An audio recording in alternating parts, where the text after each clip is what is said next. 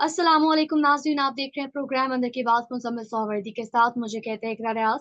हमारे साथ मौजूद है मुज़म्मिल सोहवर्दी। अस्सलाम वालेकुम सर, क्या हाल है आपका and welcome to the show. वालेकुम सलाम। बिल्कुल ठीक। आप सुनाएं, कैसी तबीयत है? मैं ठीक हूं, अल्लाह पाक का शुक्र है सर। एक बार फिर से एहतजाज का तस्करा छेड़ दिया गया है पाकिस्तान तहरीक इंसाफ की जानिब से, जो अब 15 अक्टूबर को एहतजाज होगा।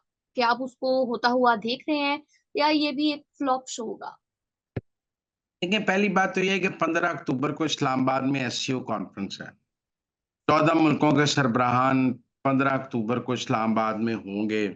एससीओ कॉन्फ्रेंस हो रही होगी शंघाई ताउन तंजीम की। Russian prime minister, Chinese prime minister, Iranian vice president, Indian foreign minister, Saudis, गर्ज के कतर, हर मुल्क के जो 14 मुल्कों के सरबराहान जो हैं वो इस्लामाबाद में मौजूद होंगे और वहाँ एससीओ कॉन्फ्रेंस हो रही होगी। ऐसे में डी चौक पर एहतजाज का ऐलान, कोई बात समझ तो आती नहीं पीटीआई की कि ये क्या ऐलान है। कौन 15 अक्टूबर को उनको डी चौक में जाने देगा और एहतजाज करने देगा? और वो 15 अक्टूबर को जब 14 मुल्कों के सरबराहान पाकिस्तान में होंगे तो वो एहतजाज करके क्या पैगाम देना चाहते हैं दुनिया को पाकिस्तान के बारे में? मुझे नहीं समझ आती। एक तो मेरे ख्याल में वो कोई फौज के हवाले होगा इस्लामाबाद पूरा, और सिक्योरिटी भी फौज के हवाले होगी, रेंजर्स के हवाले होगी। मुझे नहीं लगता कोई एहतजाज 15 अक्टूबर को हो सके, और ना ही ये एहतजाज पीटीआई कर सकेगी। उन्हें ये कॉल वापस लेनी पड़ेगी। मुझे नहीं लगता गंडापुर भी 15 अक्टूबर के लिए कोई जो है लश्कर लेके इस्लामाबाद की तरफ रवाना होंगे। बिल्कुल नहीं होंगे, उन्हें रास्ते में वो ऐसा नहीं कर सकते। इसलिए ये तो पीटीआई ओवरसीज़ का ऐलान मुझे लग रहा है कि जो पाकिस्तान के खिलाफ साजिशें करना चाहते हैं, पाकिस्तान का इंटरनेशनल इमेज खराब करना चाहते हैं, पाकिस्तान में बलवा कराना चाहते हैं, बाहर के जो लोग बैठे हैं। क्योंकि 15 अक्टूबर के एहतजाज की समझ नहीं आती। आप 17-18 को करते कहते जी एससीओ के बाद एहतजाज कर रहे हैं। एहतजाज आपने को 14 मुल्कों के सरबराहान से तो नहीं करना, आपने हुकूमत पाकिस्तान से करना है, वो आप 18 को भी कर सकते हैं। 15 को करने का मतलब है कि जो 14 मुल्कों के सरबराहान आए हैं, आप उनकी आमद को सैबोटाज करना चाहते हैं। आप वो इंटरनेशनल इवेंट पाकिस्तान में खराब करना चाहते हैं। तो ये किसकी ख्वाहिश हो सकती है? ये किसी बेवतन पाकिस्तानी की तो ख्वाहिश नहीं हो सकती। तो ये पीटीआई की ये कैसे ये एहतजाज का ऐलान कर सकती है? हमें तो ये बात समझ नहीं आ रही है। और ये कौन हैं जो पीटीआई को ये सबक देते हैं कि वो एससीओ कॉन्फ्रेंस के एजेंडे वाले दिन जो है वो डी चौक पर एहतजाज का ऐलान करते हैं। बहरहाल, अफसोस की बात है कि ये एहतजाज 15 अक्टूबर को ऐलान किया गया है, जिस दिन जो है एससीओ कॉन्फ्रेंस है। रियासत इसको रोकेगी, हालात खराब हों या ना हों, रियासत को ने इसको रोकना है, इस्लामाबाद में कुछ होने नहीं देना है। सख्ती होगी, फिर ये कहेंगे हम पर जुल्म किया जाता है। जब आप ऐसा काम करेंगे तो फिर सख्ती नहीं होगी तो और क्या होगी? तो इसलिए मैं समझता हूँ कि बेहतर हालत तो यही है कि इस एहतजाज की कॉल को वापस ले लिया जाए।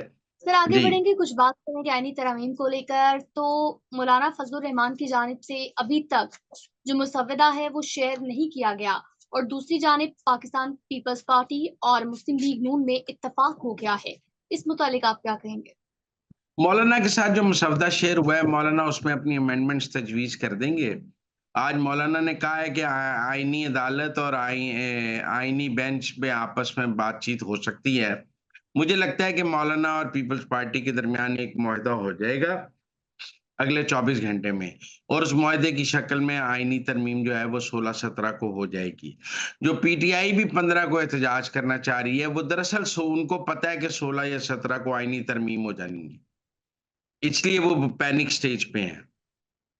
लेकिन काजी फ़ायज़ ईसा का तो 25 को रिटायरमेंट का नोटिफ़िकेशन हो गया है। सुप्रीम कोर्ट बार ने 24 को उनके एजाज़ में शाइया भी देने का ऐलान कर दिया है। 25 को उनका फुल कोर्ट रेफरेंस भी तय हो गया है। तो पीटीआई की क्या डिमांड है?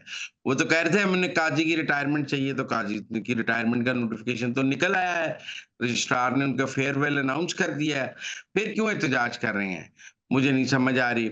लगता है आईनी तरमीम की वजह से पीटीआई आज बहुत पैनिक हुई है, वरना इससे पहले तो उनका कोई एहतजाज का मूड नहीं था।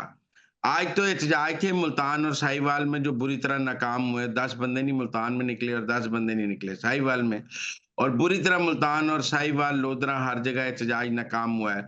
इससे मेरा ख़्याल है पीटीआई पैनिक हुई है और उसने 15 के एहतजाज की कॉल दी है। लेकिन मुझे ये लगता है कि मौलाना फजलुर रहमान, पीपल्स पार्टी और नून लीग के दरमियान अगले 24 घंटे बहुत अहम हैं और उसमें एक मुआहिदा हो जाएगा एक आईनी तरमीम पर, जो पहली स्टेज पे की जाएगी।